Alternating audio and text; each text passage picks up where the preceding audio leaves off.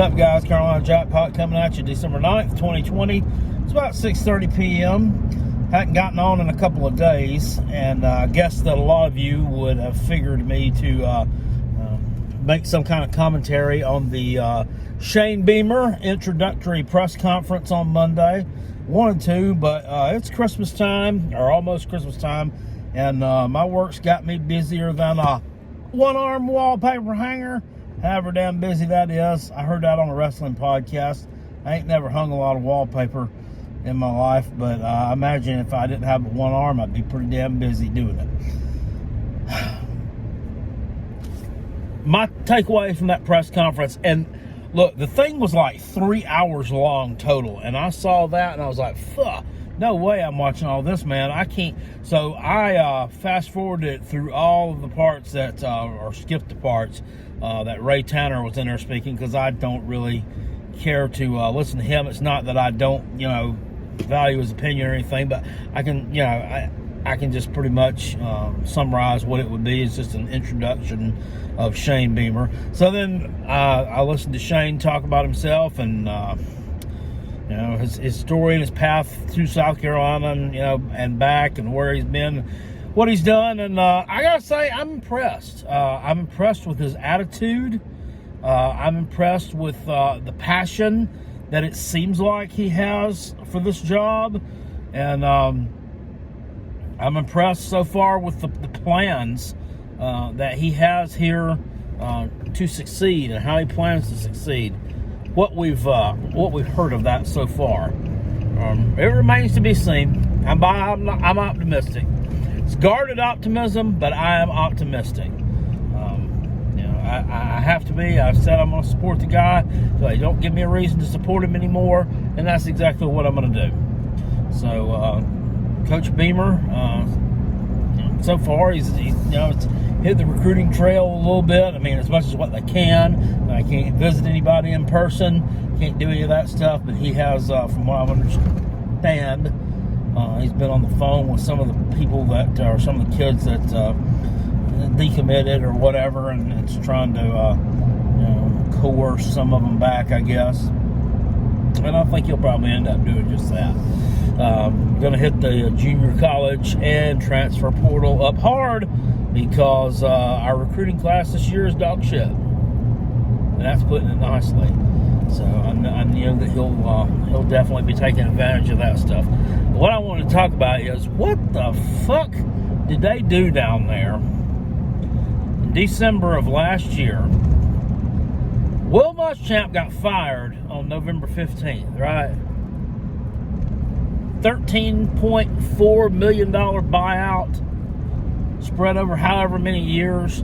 Now, I'm assuming that if he takes a job, which obviously is going to be a lower paying job than what this job was paying him, that whatever his salary is at his new job will be taken out of his buyout. So, if he takes a job where he's making $500,000 a year, then that amount will be deducted from that buyout, and South Carolina will owe it to him. I think that's the way that works.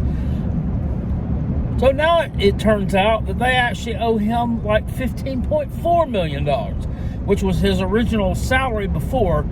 So he renegotiated his contract or some shit in December of last year, so that he could give a raise to the running backs coach, Thomas Brown, who's coincidentally downtown Brown doesn't skip town. He's not even there anymore. He's working for the Los Angeles Rams now. So he wanted to give him a raise, so he renegotiated and lowered his salary a little bit. But he never signed the fucking thing. And Ray Tanner never signed the thing. And then whoever the head of is over the damn board of trustees or whatever, they never signed the fucking thing. So it's null and void. So they owe him an extra $2 million on top of the 13 point whatever million dollars that they was already paying his sorry ass. What the fuck? He got he was shitty, and now he got his ass fired, so he got paid to be shitty Now he's gotten a damn raise to be shitty. And sit at home on his ass doing nothing. He never has to work again. He never has to work again. He literally can go to the fucking golf course every day for the rest of his life until he's 90 years old, and whenever he croaks, he can go to the golf course. He can go to the fucking circus. He can go lay in bed and take a damn nap all day. Never has to work again. Never has anything to worry about, ever. and y'all just contributed another $2 million to it because you can't put some fucking initials on a piece of damn paper.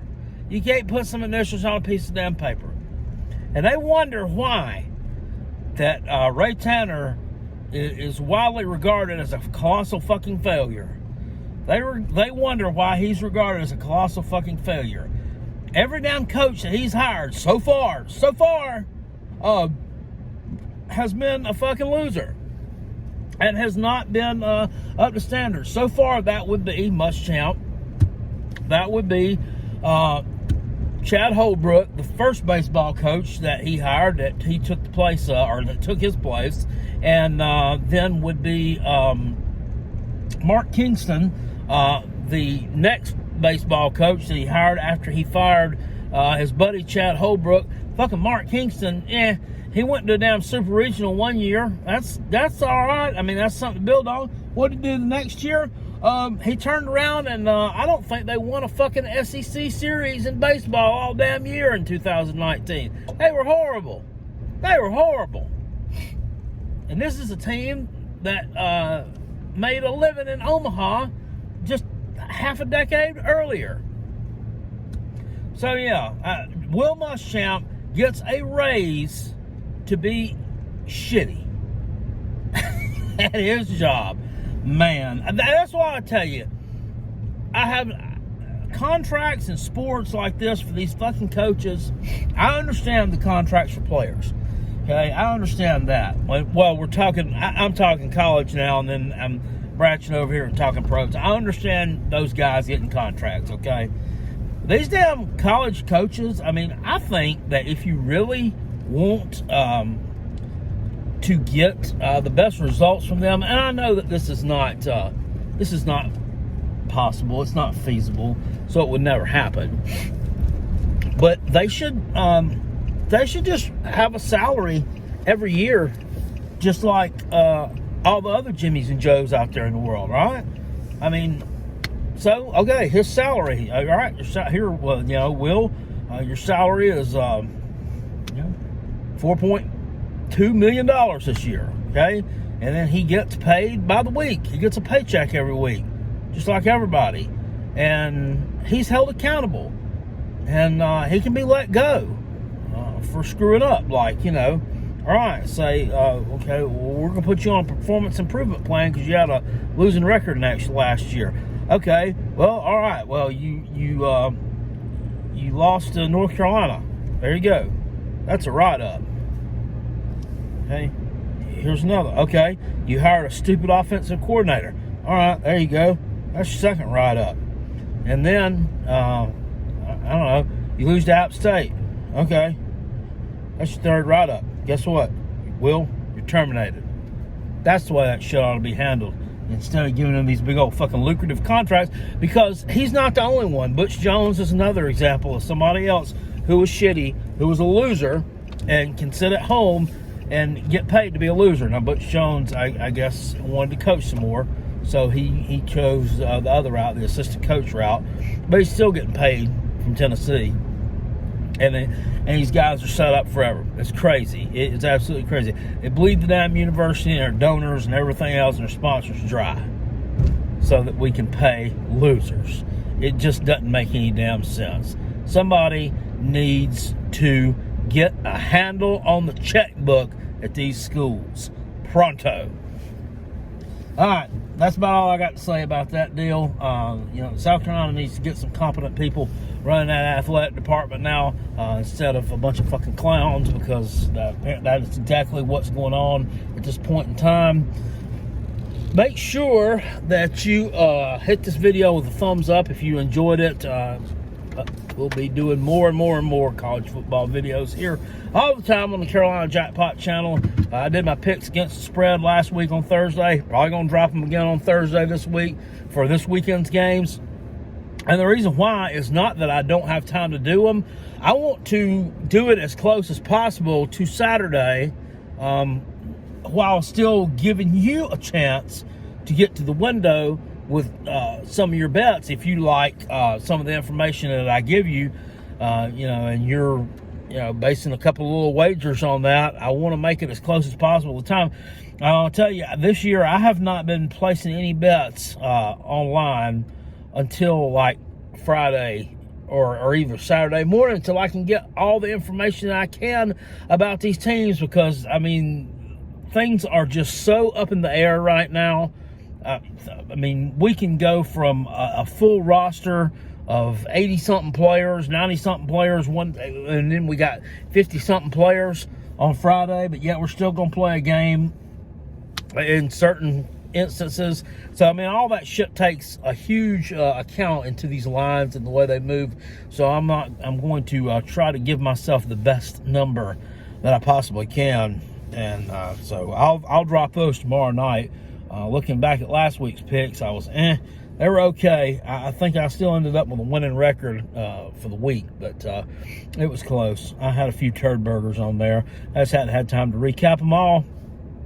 And there's that. So make sure you tune in for that. If you're so inclined tonight at 9:30 p.m., stay tuned to the channel, and we're going live with the recording of the Rob and Kale Show, the podcast that divides the Palmetto State.